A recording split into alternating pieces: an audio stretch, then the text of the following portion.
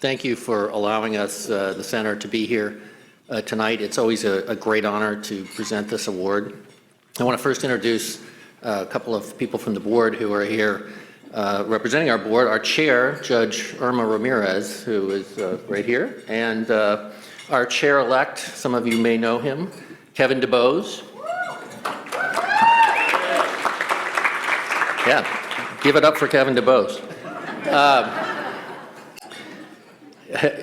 They're up here to represent the center. They're also up here to help us with this award because it takes like 3 people to actually hold this award. This is the heaviest award in the legal profession in Texas.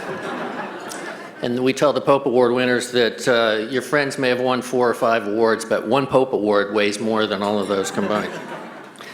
So 30 years ago, Chief Justice Jack Pope helped create the Texas Center for Legal Ethics. And our mission is to carry on his legacy of devotion to the profession, to the judiciary, and to ethics and professionalism in our business. 10 years ago, he worked with us to create this award so that we could honor people who follow in his footsteps. And it's designed to recognize somebody, an appellate judge or an appellate lawyer who, like Chief Justice Pope, represents the highest standards of professionalism and integrity in our profession. And by tradition, the award is presented each year in honor of Chief Justice Pope by the current Chief Justice. So Chief Justice Nathan Hecht will now make the announcement and present the award.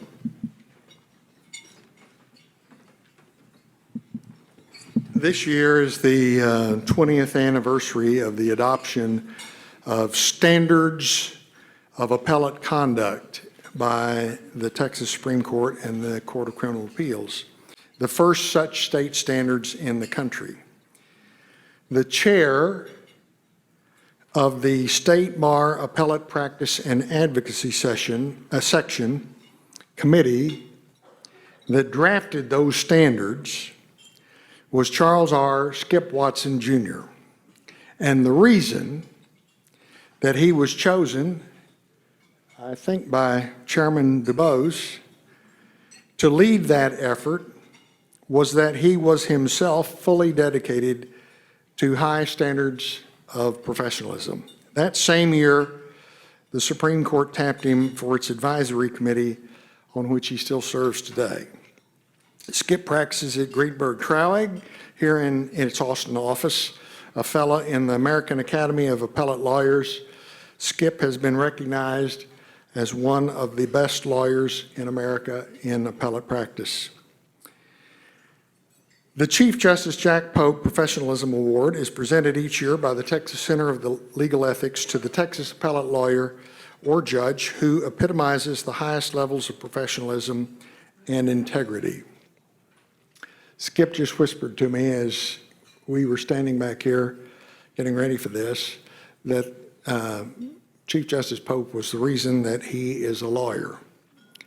One of the greatest, many of us have memories of Chief Justice Pope, who passed away several years ago at the age of 102, which I hope will be typical of that office. But I was at a legal ethics presentation with him one time, and he said something to me that has stuck with me all my life. He said, "Judge, there's nothing worse than a dumb judge that works hard." And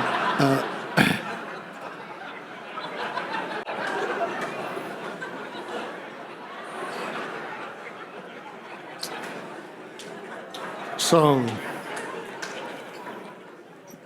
I don't know why you're laughing. But anyway, Skip, for your many contributions to professionalism over the years and the example you have set personally, this year the award is presented to you. Congratulations. Well done.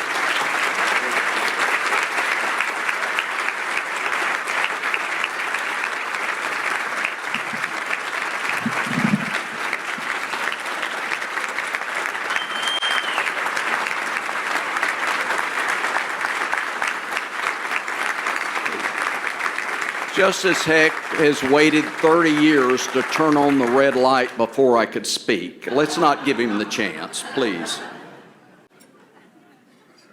We all know that no one person deserves this type of award. They've given me a couple of minutes to explain that I wouldn't be here if it wasn't for Jack Pope. When I was 13, my speech teacher in the 8th grade gave our first assignment to interview a business person or professional about the importance of being able to speak persuasively in their profession. My father knew and was friends with another elder in another congregation, and he suggested I call that gentleman and see if he would speak to me. So on the first Sunday afternoon of the school year, I was in Jack Pope's screened-in porch with him saying, "I've given a great deal of thought to your question, and this is what I want to say to you." He said, "The public sees two kinds of lawyers, the kind that speak in courtrooms that they see on TV, and the kind that think, that are in offices, that do their wills. But to be a good lawyer, you have to do both. You have to have something worth listening to, and it doesn't do any good to be the brightest mind in the room if you can't communicate it." Then he said, "The public doesn't know that there's a third kind of lawyer, fewer, but some. And those are lawyers with such wisdom and integrity that other lawyers seek their counsel. They are called lawyers' lawyers." Then he paused, and I thought, oh my goodness, it's time for me to interview. And I flipped open my steno pad and looked at my first question and had my first deer in the headlights moment in front of an appellate judge. My first question was, I was 13, "How do you judge a pellet?"